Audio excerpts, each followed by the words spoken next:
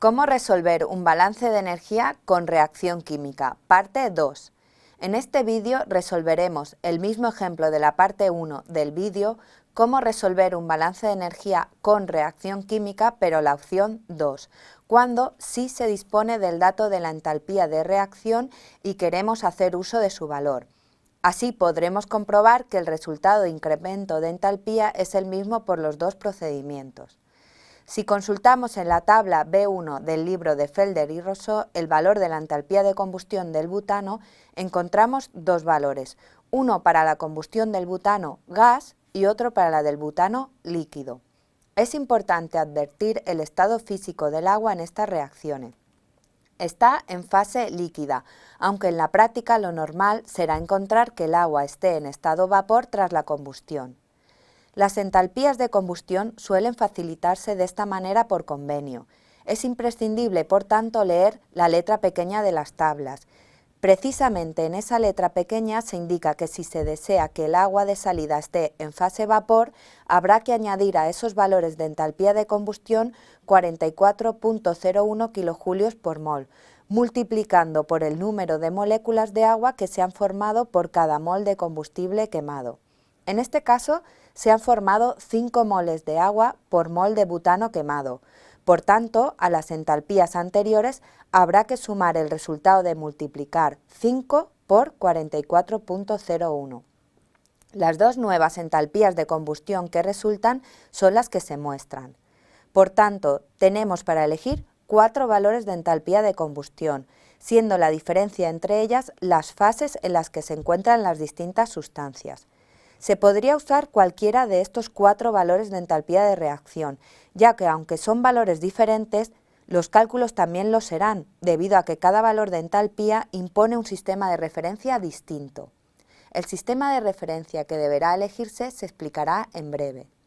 De momento, retomemos el argumento en cuestión. Ahora que se va a hacer uso de la entalpía de reacción, el cálculo de delta de H para el balance de energía se realiza con esta otra expresión.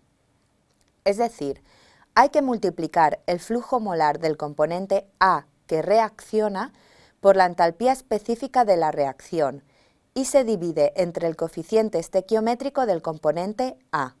A ese resultado se le añade el sumatorio para cada uno de los componentes I del producto del flujo molar por la entalpía específica a la salida del reactor y se le resta el sumatorio para cada uno de los componentes I del producto del flujo molar por la entalpía específica a la entrada del reactor. El superíndice cero de la entalpía de reacción significa que su valor está estimado a 25 grados centígrados y una atmósfera.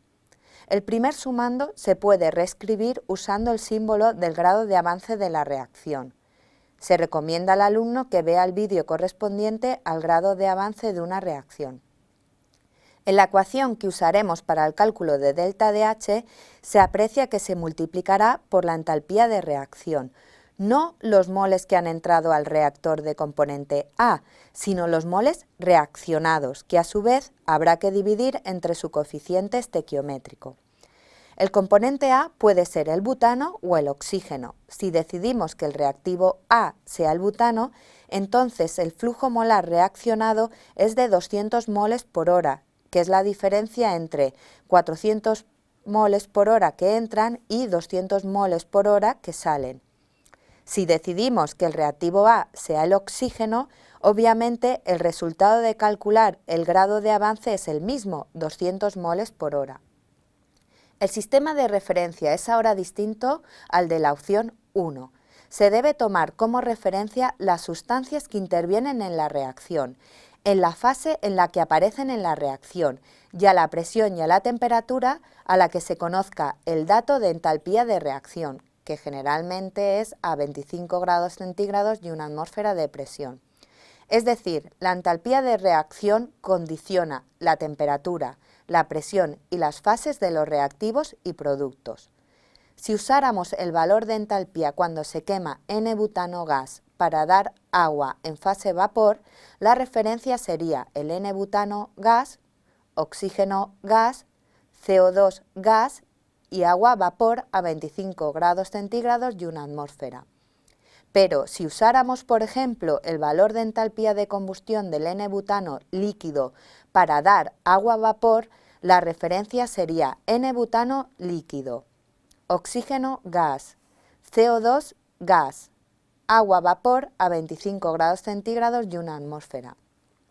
Ya que el butano se suministra gas, utilicemos el primer valor de entalpía de reacción para facilitar el cálculo posterior. La tabla resumen con la información que tenemos hasta el momento para este caso sería esta que se muestra.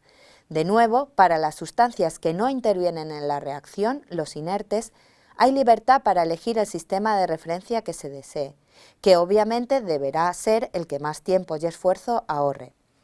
En esta tabla ya se ha incluido el balance de materia, el cero de flujo molar para el componente que no participa en la reacción y una X en las casillas de entalpías que no hace falta calcular porque al final habría que multiplicarlas por cero.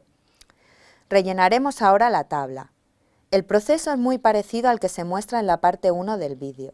Se trata de calcular la entalpía partiendo, como siempre, de la referencia, que no es la misma que la de la opción 1.